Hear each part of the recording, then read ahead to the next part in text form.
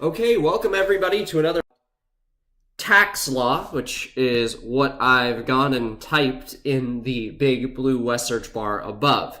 You'll notice that underneath here, you're going to see looking for this tax. It highlights as the source that you can click on and use to start your research. So go ahead and do that with me.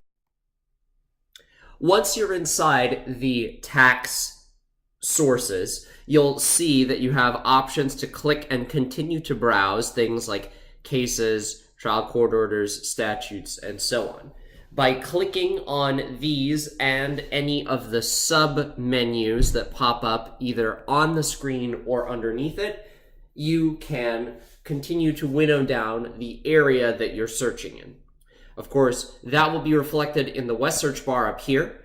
Instead of it saying tax, it would just say, for instance, tax cases, if we just had clicked on that, and then any search here would be not in the tax source, but in tax cases. What I'll show you, though, is the tax statutes, because chances are you're going to be beginning your research here with the text of a statute and whether a particular fact situation runs afoul of it. You'll notice that typing in tax statute in the West search bar above results in that source popping up underneath. Now, once we're inside the tax statutes, which are codified in Title 26 of the IRC, you'll notice that these plus signs exist over to the sides here. Clicking on any of them will, of course, pop out the menu to the side. Just as you can see right here. I've done that actually a couple of times to get to the individual sections in Title 26.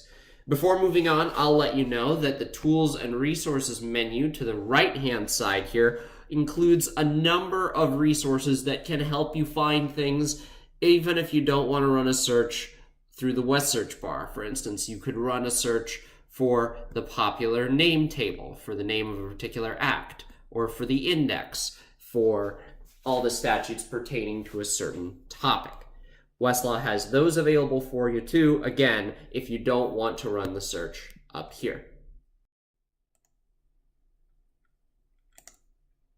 So here we are in section 3 of Title 26, Subtitle A, Chapter 1, Subchapter A, Part 1. You'll notice I am in this Document tab, and what I'd like to do is go through all the other tabs that enhance the statute on Westlaw. Before doing that, though, I want to show you something that can be really helpful if the statutory section is enormous. That's this Go To button. And then we'll also show you the table of contents, just in case you got to this section by the citation or some other method where you... Now, that Go To button, which is about right here, of course, brings up the section outline, where you see we've got A, B, C, D, and E, and you can see how this would be a time saver if there were tons of different sections, right? If there were 30 different letters there besides just A, B, C, D, and E, you'd be able to click on them and then go to that section of the document. Table of contents, again, allows you to browse it like a book. We were in the table of contents for the tax statutes earlier, so this should look very familiar, right, with those little plus icons to the side. But just in case you got here a different way, you would be able to click on these and expand them. For instance, I want to see more in Part 2. You click on that, and the table of contents will expand there so that way you could browse it that way. But now back to Section 3 and the other things that are out there. Let's start with the notes of decision. Notes of decisions are the huge train of common law decisions that interpret the language of a statute. Now, of course, one of the fundamental questions of taxation is whether something is income, right? And whether it is from whatever source derived, that language has a bunch of decisions that interpret it.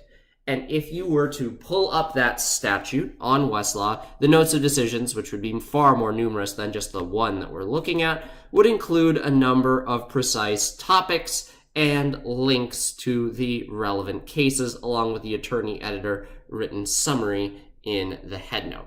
This can be a fantastic way of not only reviewing for your exams, but also finding helpful things to sneak into your briefs, memos, and work product.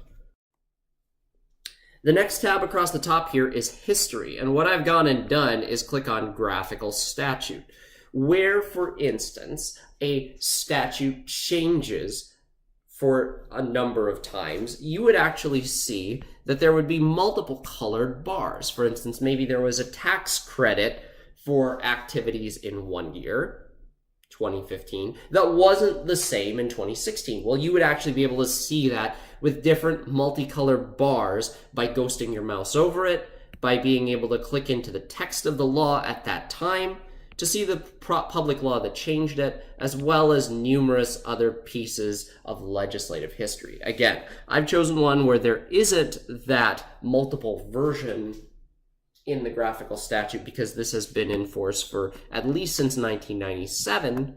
However, what you would find is that if that changed multiple times, there would be multiple colors, which would illustrate the multiple versions in the statute. And again, you can get that from the history graphical statute button.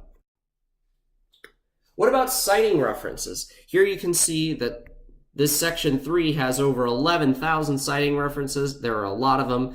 Now, obviously, we don't have time to look at absolutely every single one of them, which is why these menus along the left-hand side allow you to winnow those down in one quick click. You can also see the subsections menu here, which allows you to see only those which cite a particular subsection of the rule.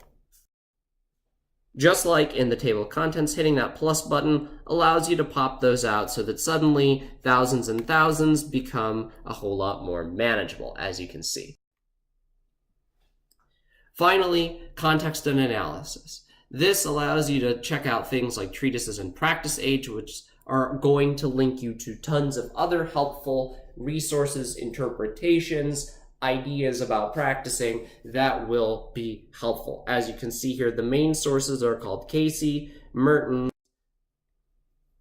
and of course, we've clicked into Casey. So again, the big value of the secondary sources on Westlaw is that they're connected to the key numbers, more on those later, that they're connected to other sources. You can see Casey's connected to Merton's, and then to pieces of the tax code and footnotes that connect you to those decisions that provide support for what the editors are actually saying in these sections. Again, browse it like a book, browse it with the table of contents, use all these great resources like foldering and note-taking.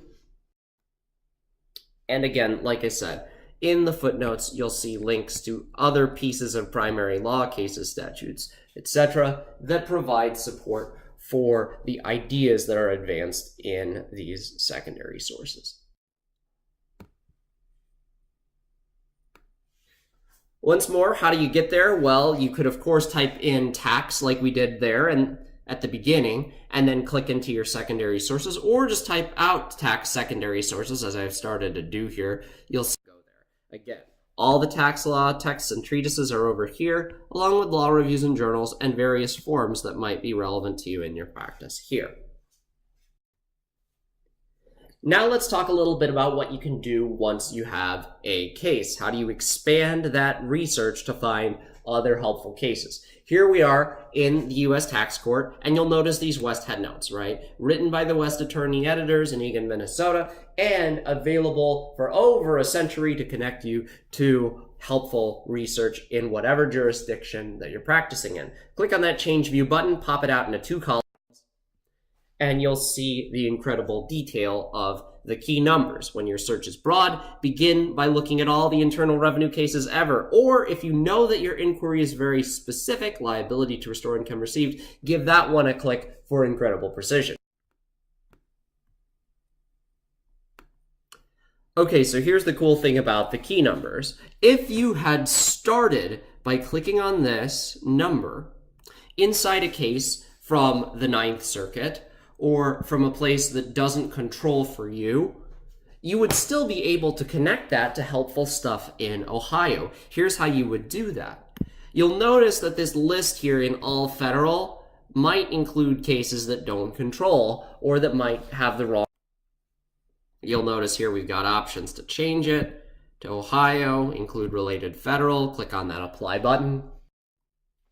And lo and behold, not only does 55 become 7, which is a whole lot more manageable, but now it is 7 in Ohio state and fed, so that way you get the controlling law in Ohio connecting you to cases from 83, 75, and so on. So that's the value of the key numbers. Start your research anywhere, connect it to stuff that matters to you today. You can, of course, sort this by not only topic then date, but just by date straight up. But that's the genius of the key numbers. Once you have it, click on it either at a very broad level, right, all the income taxes cases ever, or at a very narrow one, liability to restore income received, and then change your jurisdiction to the one that you care about. Oh, and if that wasn't enough for you, if, for instance, you had stopped here at this 151, you could run a search within results, adding terms, ideas, concepts from your research to winnow it down that way. So no matter how you research, the key number system is flexible for you to get what you are looking for faster. Oh, by the way, the key numbers are also within West's secondary sources like CJS. They're in the notes of decisions. That's those key numbers right there.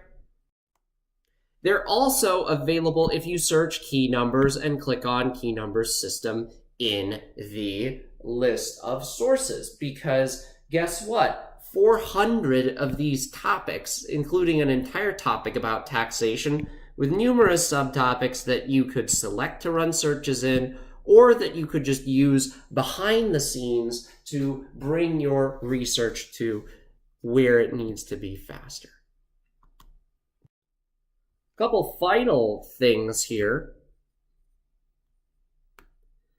What you'll notice when you've been researching for a while is you'll see this info pop up to the side here. You'll see that button now has an orange. You'll see, speaking of behind the scenes, that Westlaw is working behind the scenes to identify the legal issues that you're working on and recommend cases and statutes that are relevant and useful to you. If you type in issues like fraudulent tax, there may be a Westlaw answer that pops up, a black letter statement of the law along with citations to cases and statutes that actually will answer that for you. As you can see, inside that jurisdiction, you can see the question along with the answer, and then the citation and associated statutes.